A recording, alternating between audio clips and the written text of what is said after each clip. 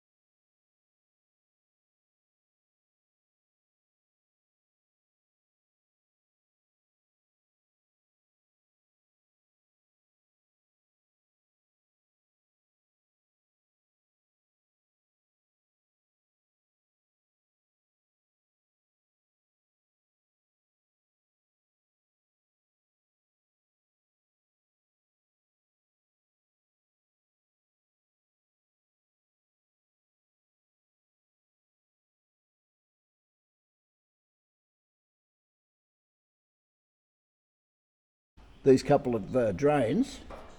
This is the induction tubes on the two lower cylinders, on these two cylinders, this one and that one, and put them into an oil bottle, which they're fairly well sealed. You can't get grasshoppers and stuff going in there. So I will reuse that oil, although there isn't very much.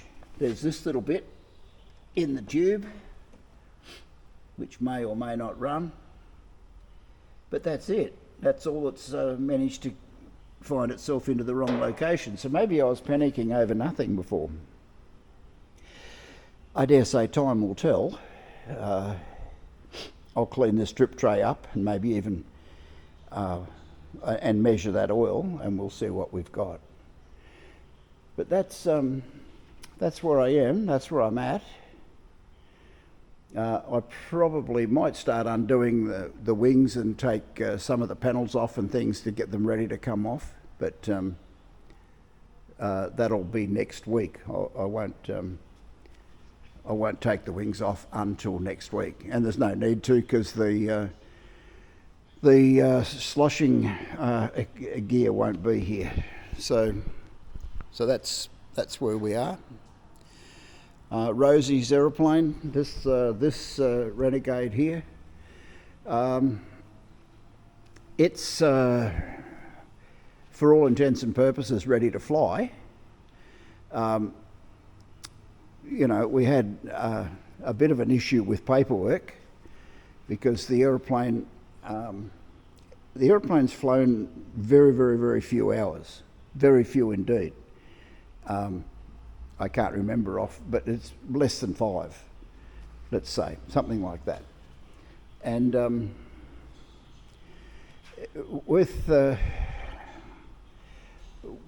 when you get an aeroplane on the register here in Australia, and mine will be the same.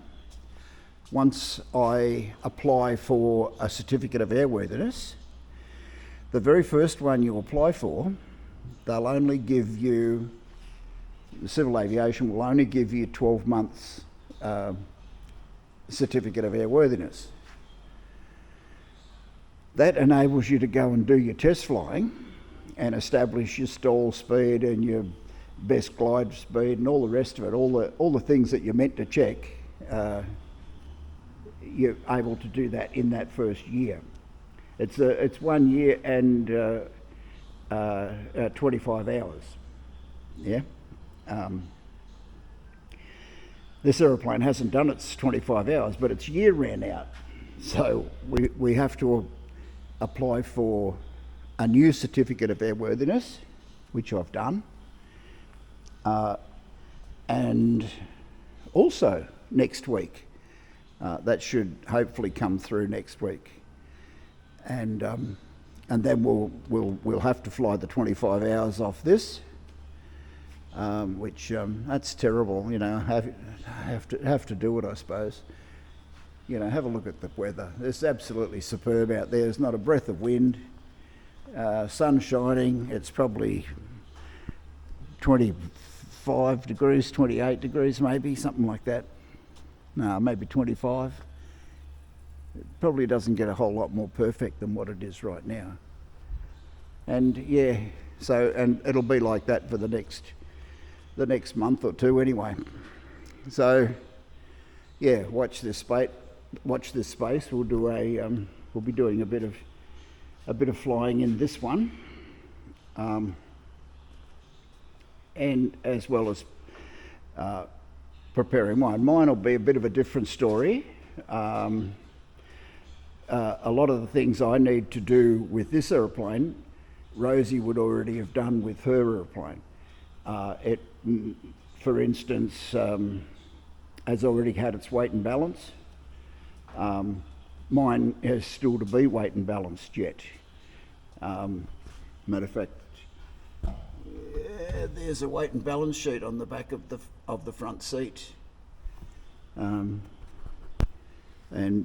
But in reality, it's very, very difficult to to load the aeroplane out of balance, really. There's no no baggage compartment back here and none up the front. You can't go putting a load of bricks in the back or something like that. If you've got a great big fat pilot, they probably won't fit in the cockpit, and there's no way in this wide world they're going to fit in the front cockpit. So it's sort of self-leveling. The biggest danger, especially with mine, with that heavier engine, the biggest danger would be too light pilot. Let's say, I don't know, I'm guessing figures, but let's say you had a pilot that was, I don't know, below 50 or 60 kilos, let's say, a skinny little person, and you put them in here, you may be forward of the forward CG. You may be outside limits. So there'll be a minimum weight pilot, would be my estimation. Of course, I'm guessing because it hasn't had the weight and balance yet. Let's see how that turns out. But that would be my biggest concern. And remember, when I built it, back here underneath the fin, there's the fin. Right back about there somewhere, back here somewhere, there's a location where I can add ballast. So if I do have, have a look at this. I'm not a skinny 60 kilo person, so it probably doesn't apply to me. But if one day I decide to sell the aeroplane to a skinny little person, they may very well have to add some ballast back at the back. But anyway, that's it. Enough for me gibbering. I've gibbered for, 10 minutes, so 16 minutes. Yeah, great. So that's where we are. That's what's been going on. Tim will be back to work on, or fly his aeroplane, I guess, in the next day or two. This visitor that's been here for a month, they're still here, obviously. And yeah, so anyway, that's where we are. I probably won't add to this video, so this is likely to be it, so I can finish it off with the, get your feet off the ground if you can sort of thing. If anything happens, today's Thursday, and I normally put the videos out on Friday night, so if anything happens between now and tomorrow night, I'll let you know. But otherwise, try and get your feet off the ground if you can. If you're anywhere near Temora, I'm sure you'll be able to, because the weather seems to be perfect. But anyway, enjoy. Talk to you next week. Bye now. There is one little issue that showed up. The two bungees there and two bungees there is just really not enough. If you have a look, I don't know whether you can notice, but the wheels are splayed out without any load on, without fuel in, without passenger and pilot. So the two bungees are just not cutting it. You may be able to notice, especially if I zoom in for you. We'll come in this side. Is I've put a spare bungee. I installed it when I put the other two on. I put a spare one on each side because I kind of figured this would happen. And so now what I'm going to do is connect that third bungee just to strengthen it up a little bit more. But yeah, like I say, I expected it, and sure enough, it hasn't disappointed me. It hasn't let me down at all.